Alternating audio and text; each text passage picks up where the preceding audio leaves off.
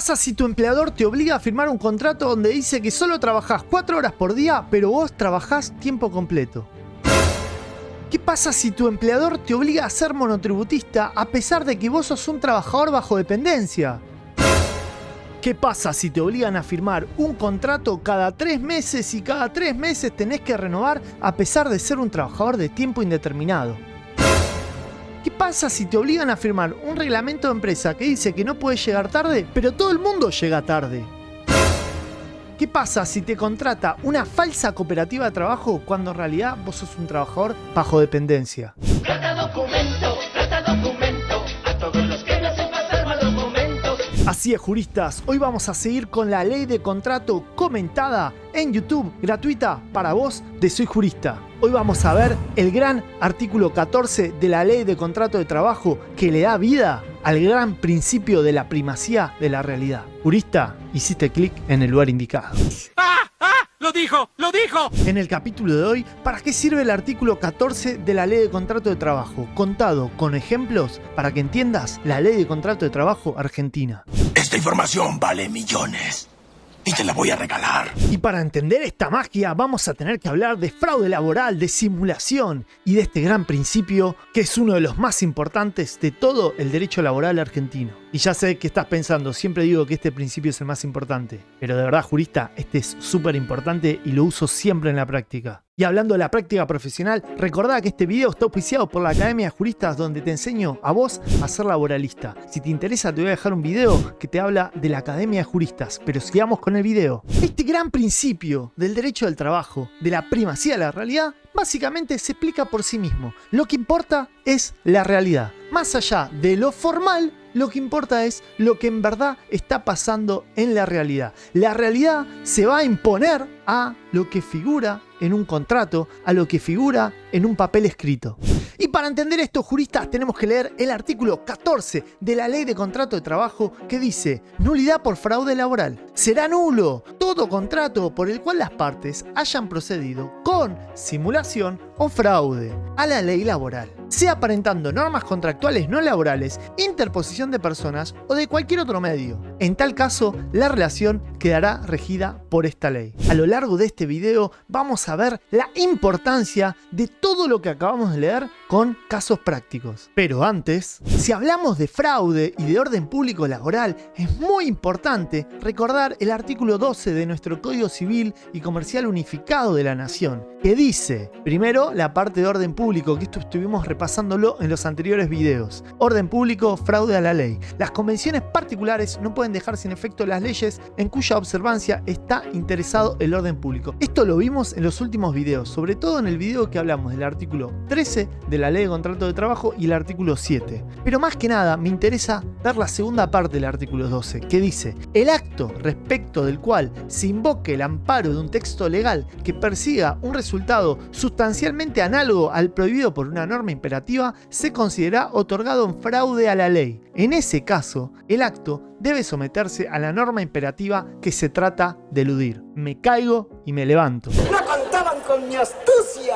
¿Qué quiere decir esto en castellano? Si alguien quiere ocultar una relación laboral en una figura distinta, en una figura que puede ser laboral o no, lo importante va a ser la realidad. Por ejemplo, juristas, si alguien quiere ocultar una relación de dependencia, pero no quiere pagar los aportes, darle vacaciones, pagar el aguinaldo, no quiere hacer todo esto. Entonces, si esa persona oculta esa relación, por ejemplo, en un contrato de locación de servicios, por ejemplo, con un monotributista, oculta a un trabajador que debería registrar de manera registrada, pero no lo hace, y lo obliga a hacerse el monotributo, esto tranquilamente podría ser un fraude laboral. Y la norma que se va a aplicar frente a este fraude es la norma que se pretende evitar. En castellano, la Ley de Contrato de Trabajo. Así es, ellos me registran en un falso monotributo, en una falsa locación de servicio. Pero si yo demuestro que en realidad soy un trabajador bajo dependencia, se va a aplicar básicamente la Ley de Contrato de Trabajo. Esto lo profundizo muchísimo en un video de más de 1 hora y pico y en otros videos del canal que les voy a dejar acá. Pero básicamente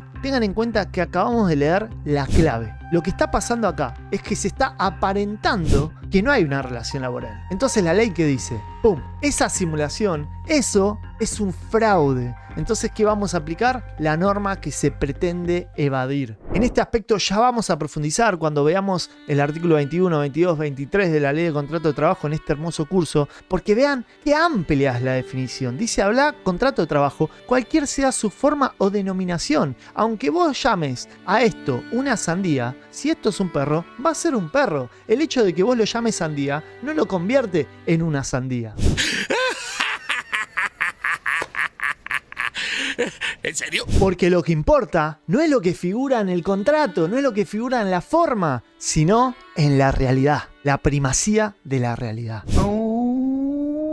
Pero esto en la práctica no es solo importante para ver si hay una relación laboral encubierta en un contrato de locación de servicios o en un monotributo. Esto es súper importante por un montón de motivos. Por ejemplo, imagínate que te obligan a firmar un contrato de trabajo. Ustedes saben que el contrato de trabajo es informal, ya lo vamos a profundizar. El hecho de que no haya nada escrito no quiere decir que no exista contrato. El contrato se perfecciona con el consentimiento y puede ser hablado. Si yo le digo a Pepito, Pepito, ¿querés trabajar para mí? Y Pepito me dice, dale, vamos, y viene a trabajar conmigo, automáticamente ese contrato laboral existe, aunque no hayamos escrito nada, porque, como acabo de decir, el contrato de trabajo es informal. Pero imagínate lo siguiente, ¿qué pasa si la empresa te hace firmar un contrato de trabajo donde dice que vos solo trabajás 4 horas?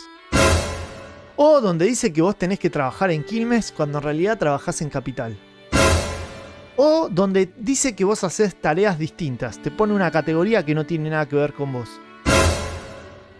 La pregunta que nos hacemos es, ¿qué tiene más valor? ¿Lo que figura en el contrato o la realidad? El principio de primacía de la realidad nos aclara y nos dice que claramente lo que importa es la realidad. Ahora, cuidado, cuidado, jurista. Danger, peligro, jurista. Peligro, peligro, peligro. Va a ser una cuestión de prueba muchas veces, porque si vos firmaste que hacías tareas de tal categoría o en tal horario o etcétera, etcétera, etcétera, después vas a tener que probar que la realidad era distinta. Pero acá lo importante a nivel jurídico es que lo que importa, lo que prima, es la realidad. Y no prima ni el fraude ni la simulación.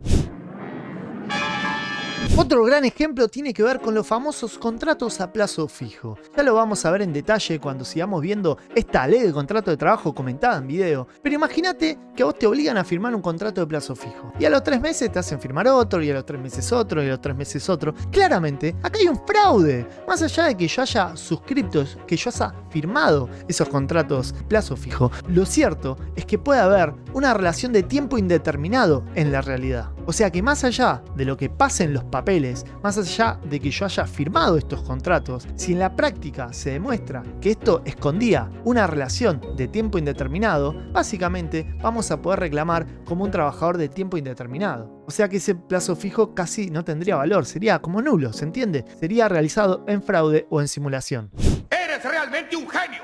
Y no solo eso, jurista, todo esto que vimos recién con el plazo fijo también se va a aplicar en la vida real cuando hablemos de contrato eventual, de contrato de temporada, porque cada uno de estos contratos tiene reglas. Y si nosotros no seguimos esas reglas procesales, esas reglas de forma, esas reglas que establece la ley de contrato de trabajo, ¿qué se va a aplicar? Así es, el principio de primacía de la realidad. Lo mismo si esconden la relación laboral en una falsa pasantía, que ya vamos a ver esto en detalle. O si inventan que la relación laboral está en periodo de prueba cuando no está en periodo de prueba y te hacen hacer 1.000.000 de periodos de prueba que no tiene nada de sentido. O incluso, como bien dice el artículo 12, en el caso de interposición de personas. Ya lo vamos a profundizar, pero el artículo 29 de la Ley de Contrato de Trabajo, por ejemplo, nos dice quién es el verdadero empleador. O sea, imagínate que vos trabajás para una pizzería. Y en esta pizzería, en vez de registrarte la SRL o la SA que maneja la pizzería, porque no quieren problemas laborales, te registra, no sé, el padre del dueño. Y en realidad el padre del dueño vos no lo conocés, nunca lo viste, no tiene nada que ver con la pizzería, simplemente te registró. Pero vos tenés una relación con la pizzería, los que te dan órdenes son los socios gerentes de la pizzería o el presidente de la SA o lo que sea. Lo que dice el 29 en ese caso, que esta interposición de persona, que se llama interposición de persona física, no tiene efectos jurídicos y a vos en realidad te debería haber registrado la pizzería. En castellano, si te registra una persona distinta al verdadero empleador, tenés derecho, en términos del 29, que te registre el verdadero empleador, y al otro, al que te registró mal porque no correspondía, va a ser responsable solidario. Pero, la cantidad de supuestos que hay dentro de la ley de contrato de trabajo en los términos del 26, del 29, del 30, del 31, hay un montonazo de supuestos en la ley que hablan de este tipo de cosas y son un tanto complicados de analizar, pero lo vamos a hacer paso por paso en esta LST comentada. Y mientras tanto les dejo este videazo que habla del artículo 29 y del 30 y sepan que en la Academia de Juristas tengo demandas que vemos paso por paso para que vean cómo se hace el telegrama, cómo se hacen las liquidaciones y cómo se hace la prueba en este tipo de casos donde hay una intermediación, una cesión fraudulenta o no en los términos del 29 o del 30 de la ley de contrato de trabajo. De todas formas, recuerden que en este caso, ¿qué estamos aplicando de alguna manera, además del 29 que acabo de hablar? Bueno, el 14, porque hay una interposición de personas. O sea, este contrato que te hacen firmar con una persona que no tiene nada que ver con la pizzería podría ser nulo porque están interponiendo a una persona que no tiene nada que ver con la relación laboral, con el solo hecho de andás a ver. En castellano la ley presume que la empresa puede ser insolvente y que hace toda esta maniobra para no pagarte. Por eso que dice, bueno, hay responsabilidad solidaria muchas veces, o sea que los dos responden por igual. Y también, como les dejé acá en el super pizarrón virtual, pasa mucho con las cooperativas fraudulentas. O sea, no todas las cooperativas de trabajadores son fraudulentas, tenemos que decir eso, claro que no. Pero hay un montón de casos, como en este que les acabo de mostrar, que la empresa es la que arma la cooperativa. Y eso es una súper falsa cooperativa utilizada en fraude a la ley, que es nula. ¿En términos de qué? Del artículo 14 de la ley de contrato de trabajo y del principio de primacía de la realidad. Y acá la importancia va a ser esto, va a ser probar que era una falsa cooperativa, que no había asambleas o que los trabajadores no tenían ningún poder ni ningún derecho a voto como sí deberían tener en las asambleas, en las cooperativas. Vean entonces la clave de entender tanto el artículo 14 de la ley de contrato de trabajo como el artículo 12 del Código Civil y Comercial de la Nación. Cuando ellos pretenden no aplicar una norma, por fraude, por simulación,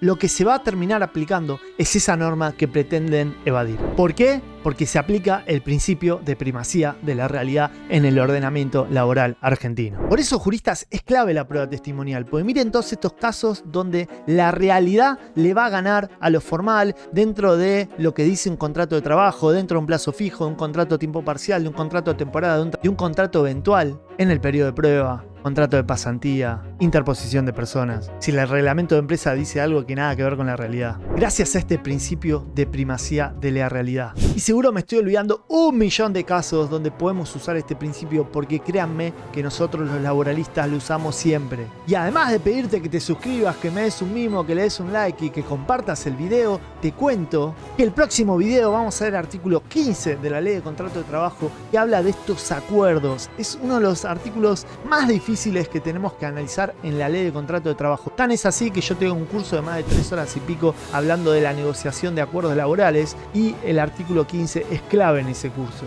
Yo soy el doctor Esteban Diego Albuquerque y soy jurista. Y vos hiciste clic en el lugar indicado. ¡Ah! ¡Ah! ¡Lo dijo! ¡Lo dijo! Suscríbete. Suscríbete. O sea, toda la seriedad se me va por un segundo. ¿A vos te parece? No está bien eso.